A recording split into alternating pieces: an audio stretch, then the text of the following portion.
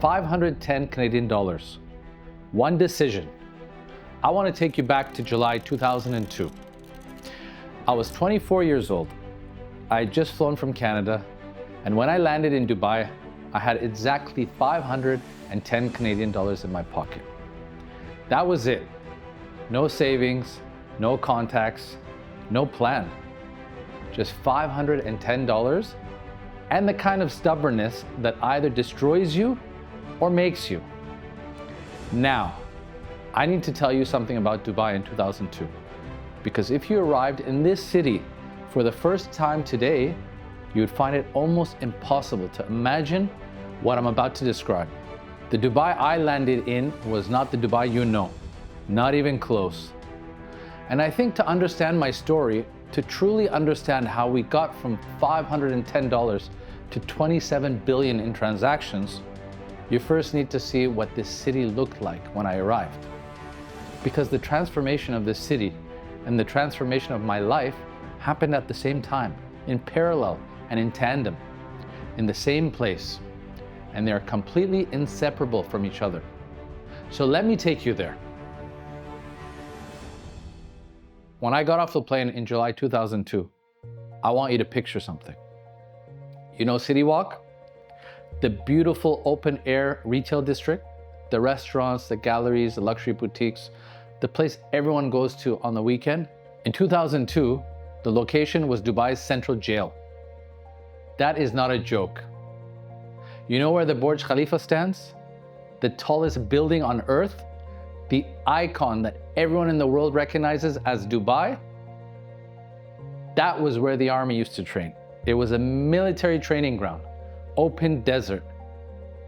You can see soldiers exercising, training, where today a million tourists come to take photographs every year. On the main road, where the overpass is today, there was a giant elevated roundabout. They used to call it the Defense Roundabout. And it was called this for a reason. You could literally see the military training from the bridge when you were driving around it. That was just how the city was. Big open stretches of land, military presence, construction, desert, and a few old landmarks standing in the middle of it all, trying to hold the skyline together. Dubai Marina, which today is arguably the most iconic marina in the world. 200 skyscrapers built along 3 kilometers of Gulf coastline. In 2002, it was phase 1 and only 6 towers.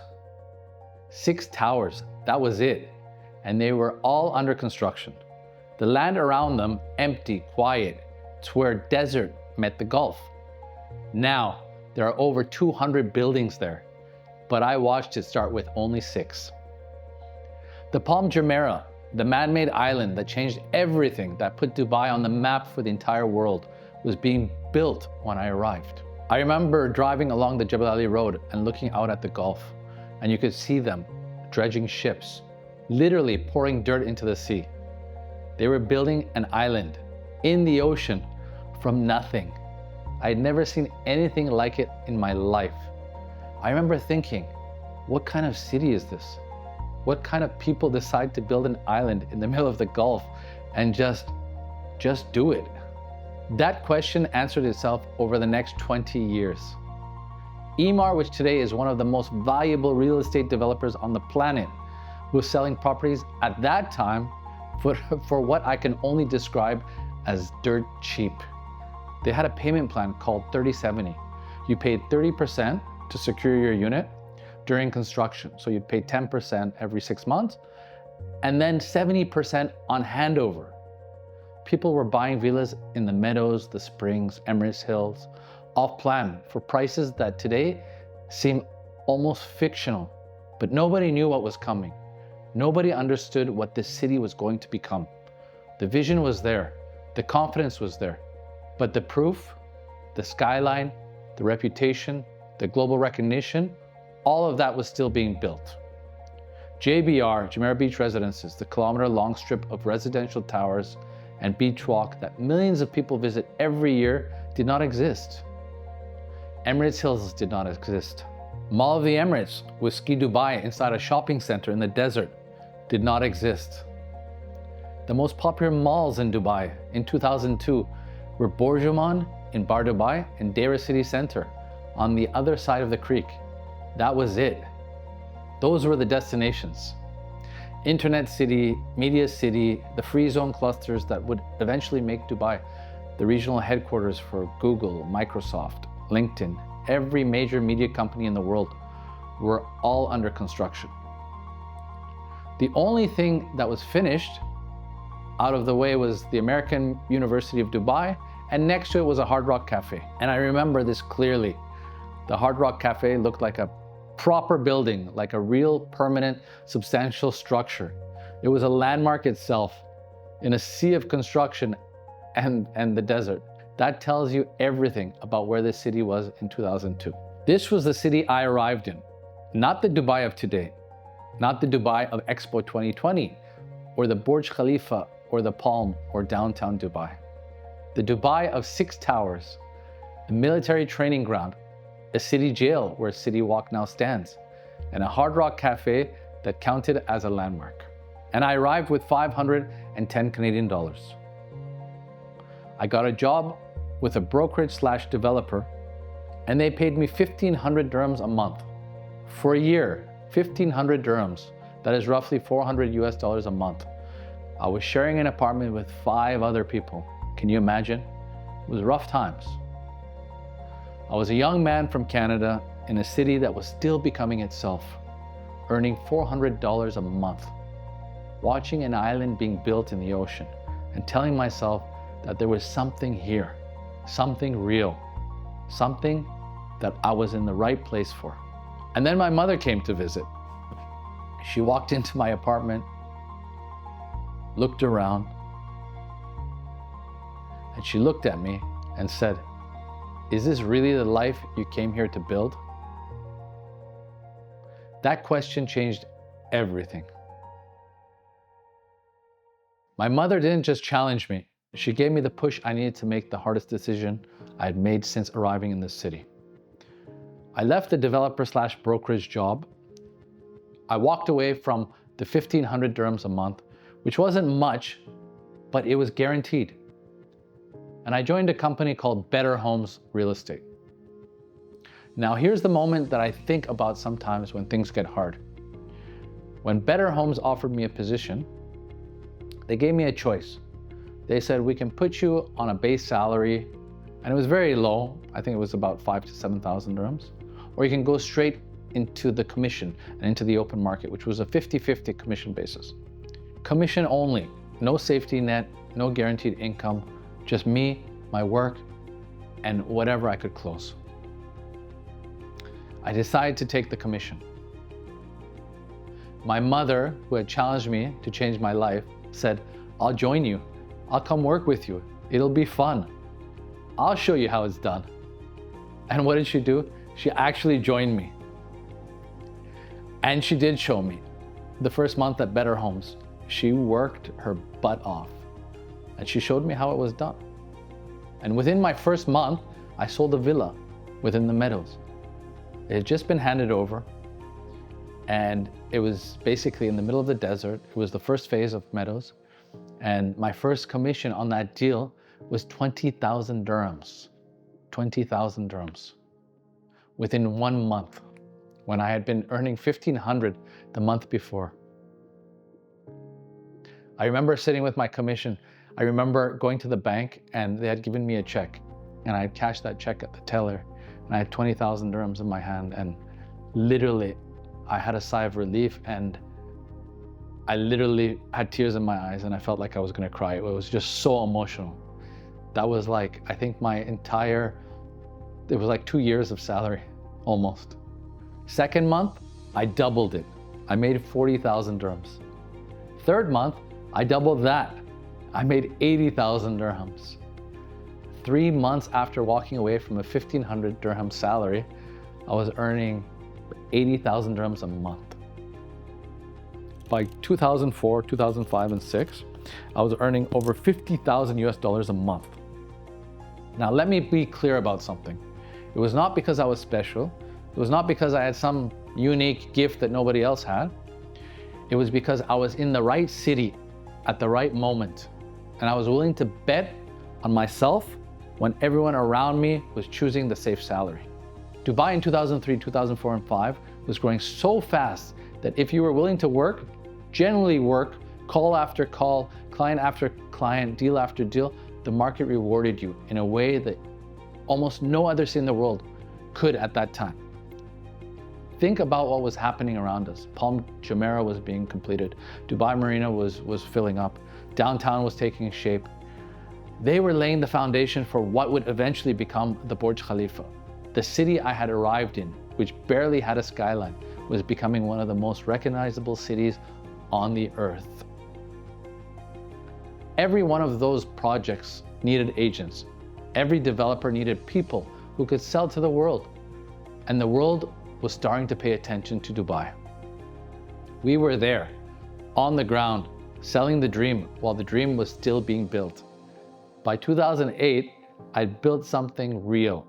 Real money, real reputation, real relationships with developers, with clients, with people who trusted me with the most significant financial decisions of their lives.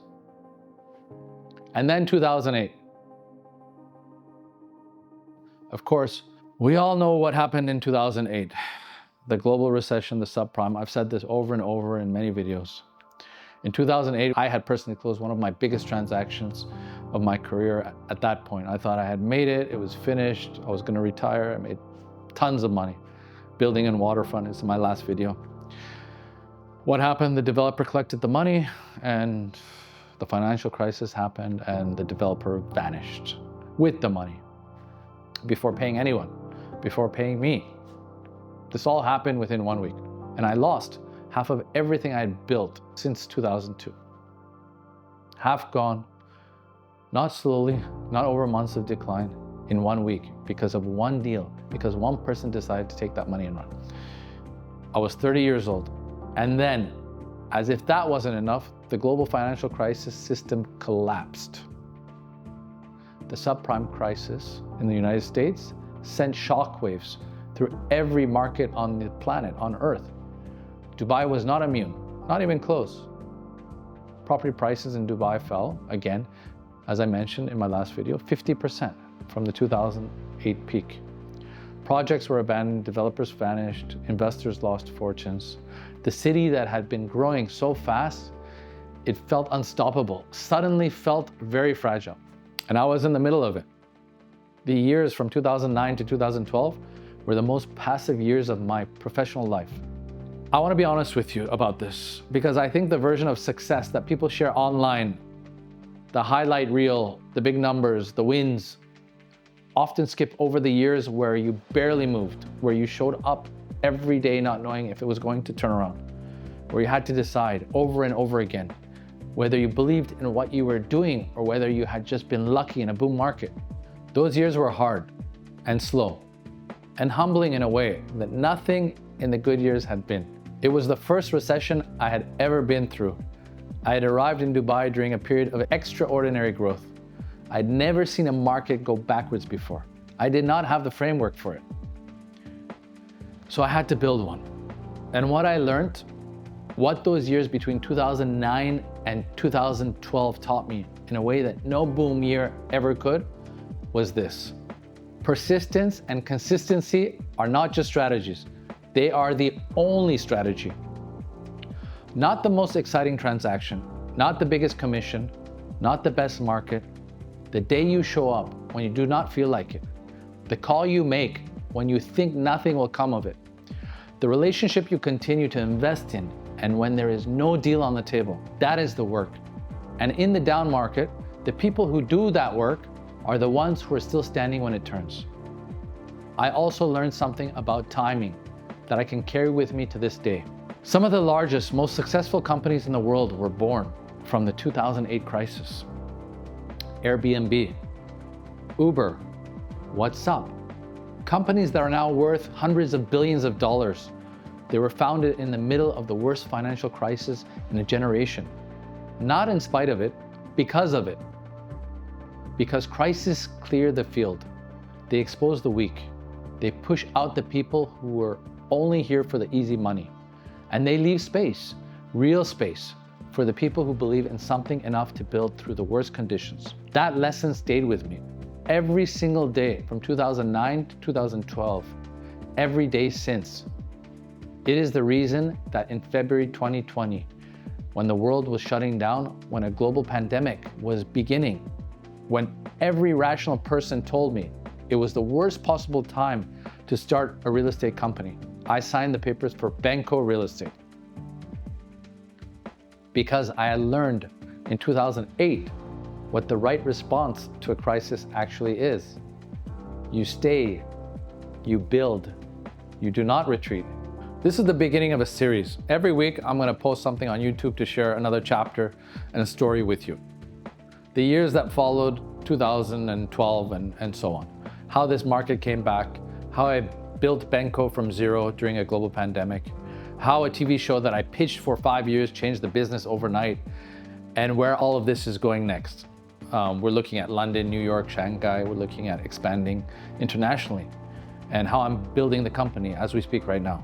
510 Canadian dollars, a city that didn't yet look like the city you know, and a young man who chose commission over salary, and whose mother told him he could do better. She was right. If you are in the city right now, building something, trying something, figuring out where your next deal is coming from, I want you to know something. In 2002, I looked at Dubai and could not have imagined what it would become. And in 2002, I could not have imagined what I would become either. This city has a way of doing that to people. If you stay, if you build when it is hard, if you choose the commission over the salary, subscribe if you want to follow the full story. Next week, we'll be talking about what happened from 2008 onwards, and also we'll give you a video tour as well. The deals, the momentum, the years when the city and I both reached for something we didn't fully understand yet. It is a story worth staying for. I'll see you next week.